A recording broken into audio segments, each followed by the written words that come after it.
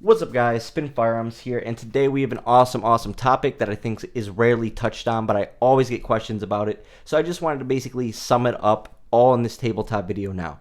Another thing I want to point out is if you've been here for a while, you know what this table is. This is where I started all my tabletop videos. I literally would film here every single tabletop. Now things have changed a little bit, but for the day, I'm back, and it feels pretty good. Now one thing I want to say to you guys is thank you. I feel like I don't say it as much as I used to, or I don't say it enough.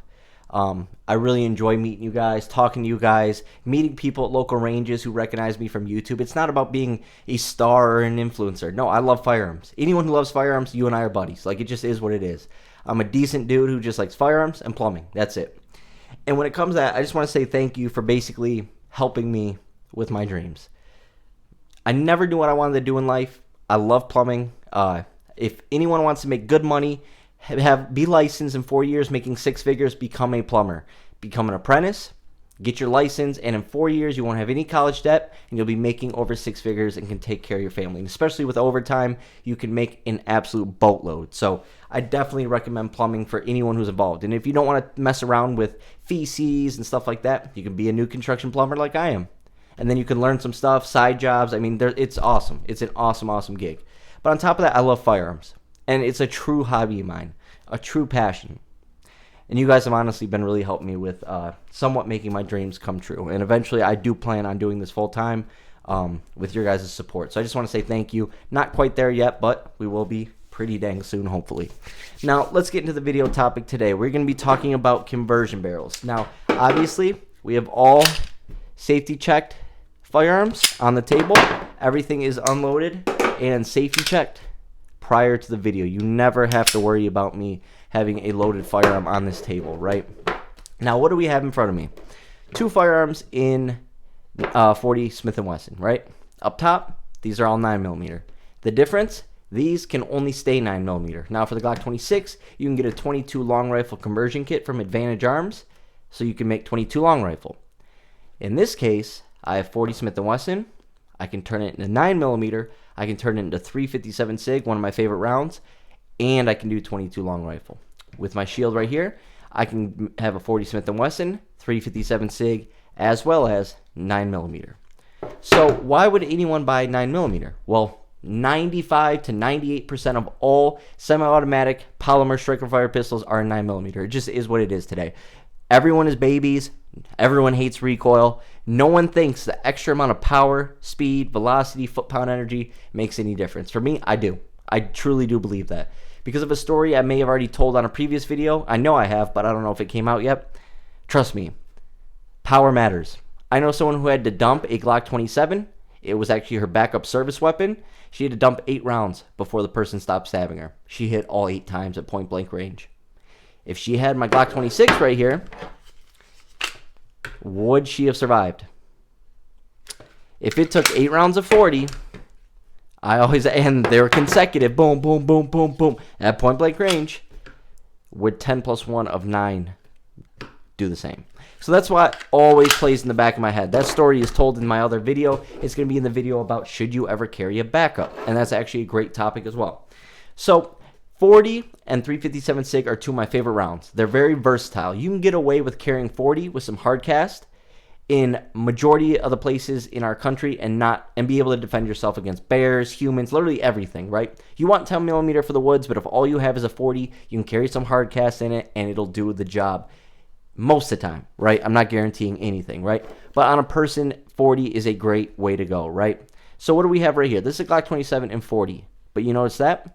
That says Glock 27 in 9mm. This is actually Storm Lake.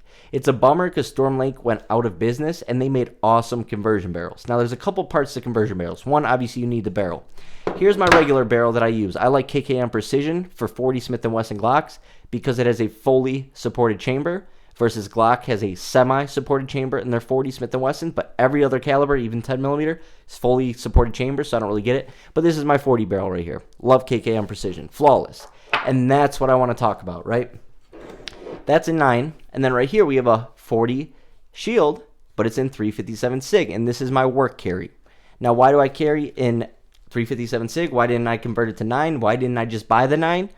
Well, I bought the 40 because the 40 has the power of a 40, especially out of a short barrel. A lot of people don't think about their carry firearms have short barrels, generally between 3 and 3.5 inches, and that dramatically changes hollow point expansion and velocities.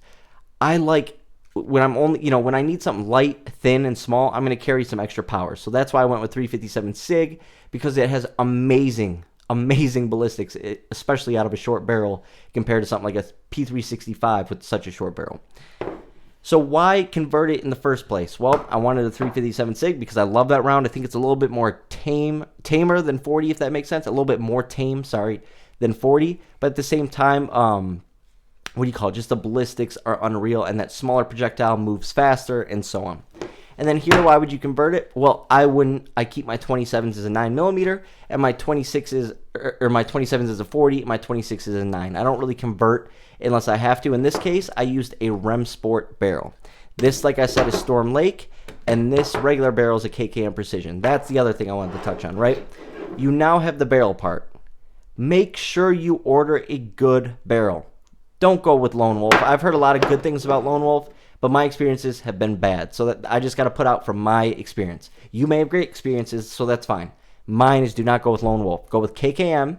And I was actually going to make this video when my new conversion barrel got in. Now, why did I order a conversion barrel? Actually, for a couple builds I have, stuff like that I'm going to be showing to the channel. That's why. It was a slide I had. I wanted it 9mm. I just made it work, right? And I was going to show you my new Barstow barrel, right? Barstow, KKM Precision, and Storm Lake. And you can still find Storm Lakes floating around, as well as Rem Sport. Those 4 brands are going to guarantee you the best quality, the best chance at reliability, and your best bet. Now, would I carry a converted firearm?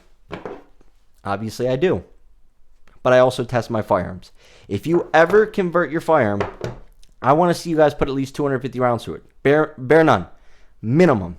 250 with your defensive ammo sprinkled throughout there. You need to know that that barrel works. Now, there's another part that a lot of people don't realize. Just because the barrels drop in doesn't mean you're done. If you're going to 9mm, so if 357 SIG, you do not have to change out the extractor at all, because a 357 SIG is the same size casing as a 40, but same size projectile as a 9. So for a 40, you already have that extractor for a 40 casing, which is what a 357 SIG uses, basically. And in this case, when you have a 9mm casing, because it's a 9mm, you have to change out the, the extractor. So you have to change out your ejector and extractor, and you are good to go. That's what you need to do. Like I said, though, on a 40, going to a 357 SIG, you do not have to change out anything. You just have to think about in terms of, in this situation, in order to get that casing out, what needs to change. Because before, it's attaching and removing a 40, which is bigger than a 9mm. Very easy to do, not hard at all, and I've never had any problems. But when you change those out, right, go OEM. I can't stand when people say, oh, no, it works. I don't care. If it's not OEM, I'm not carrying it when it comes to Glock internals. It's just simple as that. Now, have I carried with a conversion barrel in a Glock? Yes, of course I have. I actually carried with this Storm Lake barrel, as this one has been absolutely flawless. Probably one of my smoothest barrels that I have. I mean, it just feels good. No extra rubbing, nothing.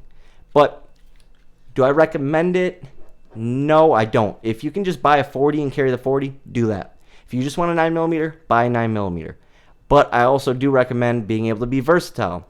This is your most versatile handgun in the world. Glock 26, 9mm, Glock 27 and 40, Glock 33 and 357 SIG, 22 long rifle, and it takes every double stack magazine from Glock in 9mm, 357 SIG, and 40. You have the most magazine options out of any handgun in the world in this platform right here, because it is so small, but can take the largest magazines made by Glock. So I do tell people, yes, you have a 27, maybe there's a little too much recoil. Yeah, sure, go and try the 9. But what I do recommend is just powering it through, training really hard, and getting good with that 40. Because in all reality, the only difference is recoil. So you should be just as accurate.